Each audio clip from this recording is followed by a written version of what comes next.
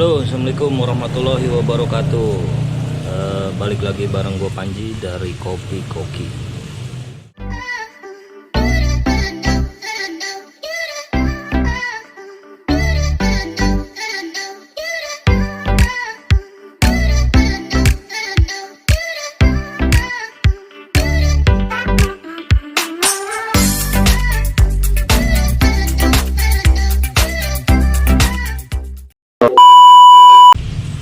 Nah guys, jadi konten kali ini gue mau coba bereksperimen karena tadi pagi waktu gue ngasih pakan ikan-ikan koki gue yang ada di kolam itu, gue melihat ada satu riukin betina yang sedang dikejar-kejar sama jantan-jantan yang ada di sini. Sebetulnya kalau misalnya gua memijahnya dengan cara alami, gua nggak tahu bisa berhasil atau enggak. Nah, gua mau coba dengan cara handbreed. Handbreed itu jadi gua keluarin telurnya si betina, terus nanti si jantannya juga gua keluarin spermanya, dah gua campur jadi satu. Jadi pemijahannya tuh tidak alami gitu. Jadi dengan bantuan manusia, dengan bantuan tangan kita, handbreed gitu ya. Nah, gua mau bikin eksperimen memijahkan riukin RW betina yang tadi dengan kira-kira dengan apa nih enaknya, dengan Oranda Red Cap, dengan Tricolor, dengan Rancu RW, atau sama Panda, atau sama Anco. Nah, kira-kira enaknya yang mana? Karena gue waktu itu pernah melihat satu video, di video itu ada satu ekor riukin panda yang menurut gue bener-bener apa ya, baru pertama kali itu gue lihat gitu. Jadi gue penasaran kira-kira jadinya kayak apa sih kalau misalkan si riukin RW betina itu gue kawinin sama panda. Gimana menurut kalian? Kira-kira penasaran ya, jadinya kayak apa sih kalau misalkan kita kawin silang riukin betina sama panda gitu. Nah, gua punya satu ekor jantan Oranda panda yang ada di kolam jantan gua, kolam indukan gua. Nanti si riukin betina itu bakal kita kawinkan sama si Oranda panda jantan yang gua punya dengan cara handbreed ya kawan-kawan. Nah, gue udah ada di belakang nih, tapi sebelum mulai kita ngopi dulu guys.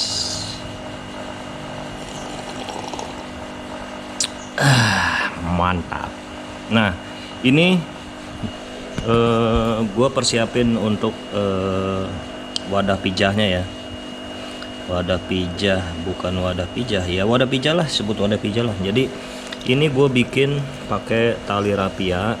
Jadi tali rapia gue potong sejengkal lah, kurang lebih lah, jengkal kurang lebih. Nah, terus gue apa ya bahasanya, gue suwir nih, kan tali rapia kan tebal gitu ya, maksudnya agak gede dia. Nah, ini gue pecah-pecah. Nah, terus ini gue semen di pipa paralon ya guys. Terserah lu mau semen di bekas aqua gelas atau apalah, terserah kalian lah. Nah, ini salah satu media pijah gua gitu. Nah, terus ini gua pakai baskom, ada air gitu. Nanti gua bakal mengeluarkan si telur riukin betinanya di sini, area sini lah ya, area sini.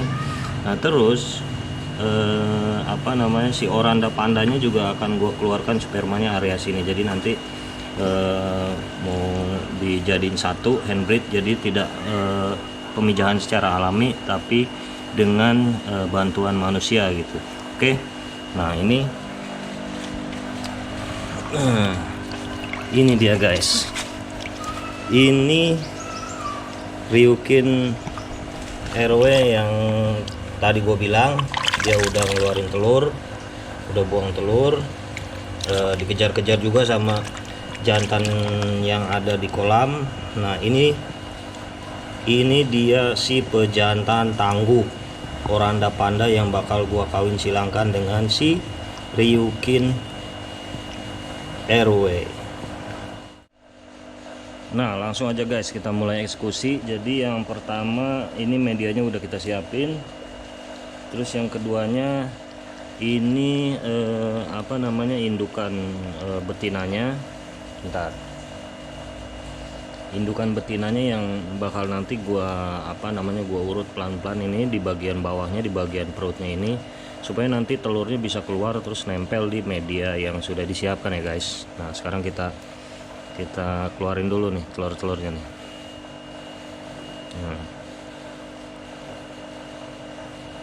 Nah, kelihatan gak guys? Kalau dari gue sih jelas banget nih kelihatannya. Tuh. Oke, cukup. Nah sekarang kita kita keluarkan sperma dari si Oranda Panda yang sudah disiapkan ya guys. Ini pejantan tangguh nih. Langsung aja nih kita keluarin di sini.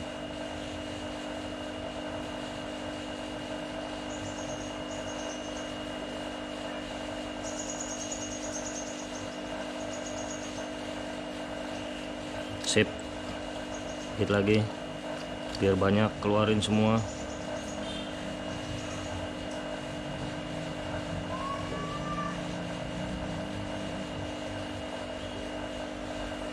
Ya, mantap. Nah proses selanjutnya ini gue udah nyiapin air. Ini air gue langsung dari toren ya. Ini bisa dibilang ini sudah melalui proses pengendapan karena gue isi toren itu kemarin siang. Terus ini udah gue isi ke satu tempat ya, ke box kecil aja karena itu handbreednya gue juga medianya kecil, juga nggak terlalu banyak telurnya gitu. Maksudnya gue cuma pengen tahu aja apakah ini bisa berhasil menetas atau tidak. Kalaupun berhasil menetas itu kira-kira nantinya akan jadi seperti apa gitu. Ini airnya gue kasih garam ikan ya, garam ikan sedikit aja. Nah cukup. Nah terus ini gua kasih bleach methalin blue ya, supaya mencegah si telurnya itu nanti diserang jamur. Kalau misal si telurnya itu udah diserang jamur, udah itu 100% gagal ya. Nah ini kita kasih beberapa tetes aja, 3, 4, 5. Nah, cukup. Kita aduk-aduk. Terus kalian bebas mau pakai aerator atau enggak. Nah kalau gua di sini gua pakai aerator di pojokan ya. Ini kalau menurut gua fungsinya itu dia bisa menjaga kadar oksigen di dalam air ini dan bisa mempercepat proses penetasan si telur tadi ya. Nah sekarang kita masukin si telur-telur yang tadi kita sudah buahi dengan Oranda Panda jantan. Nah ini ada si telurnya nih. Kelihatan, nah kelihatan, nggak bisa difokus nih, udah autofokus kamera. Nah ini tempat yang lainnya di dalam itu. Nah naruhnya itu dia harus semua kerendam sama air. Ini kita tunggu kurang lebih dia 2-3 hari udah menetas. Cuman ya si burayaknya itu belum bisa berenang. Paling di hari keempat dia udah bisa berenang-berenang ya. Kalau misal awal-awal menetas dia paling nempel-nempel di apa namanya sekitaran wadah ini gitu ya.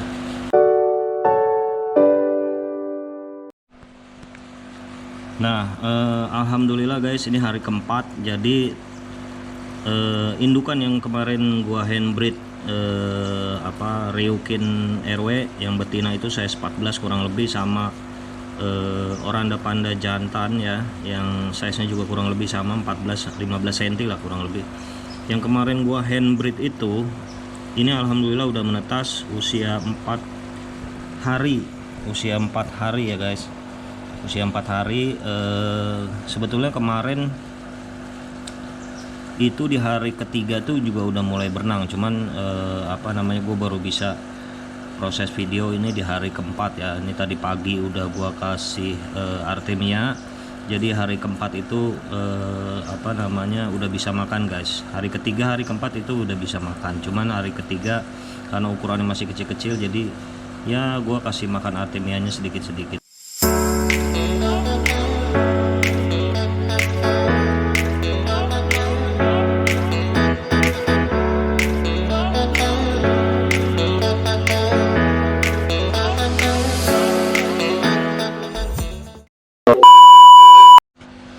Oke ya guys, jadi kalian pantengin terus YouTube-nya Kopi Koki. Jadi di 2 bulan ke depan gue bakalan update perkembangan si burayak hasil dari kawin silang antara Oranda Panda sama Ryukin RW ya.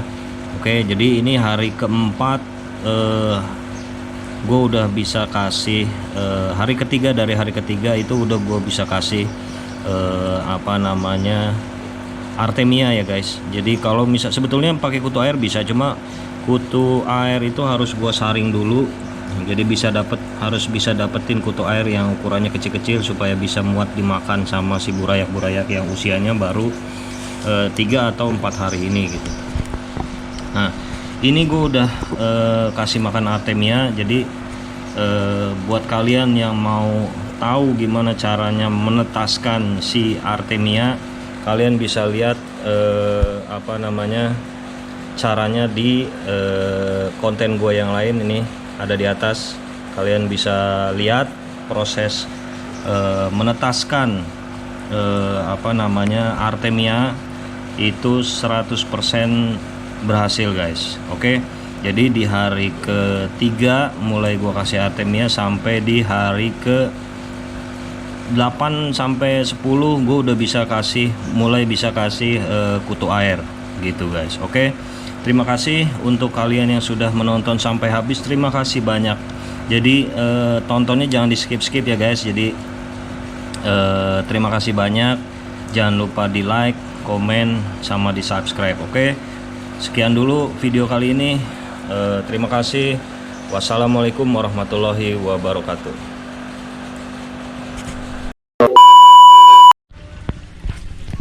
Nah iya gitu, benar. Jebol apa gimana sih? Jebol, terpatah. Hah? Terpatah. Itu bangku pada patah begitu, duduknya kayak gimana sih? Gue mah heran. Yang duduknya babon, noor. Patah lah. Yang duduknya siapa? Noor. Babon? Iya, babon, panda.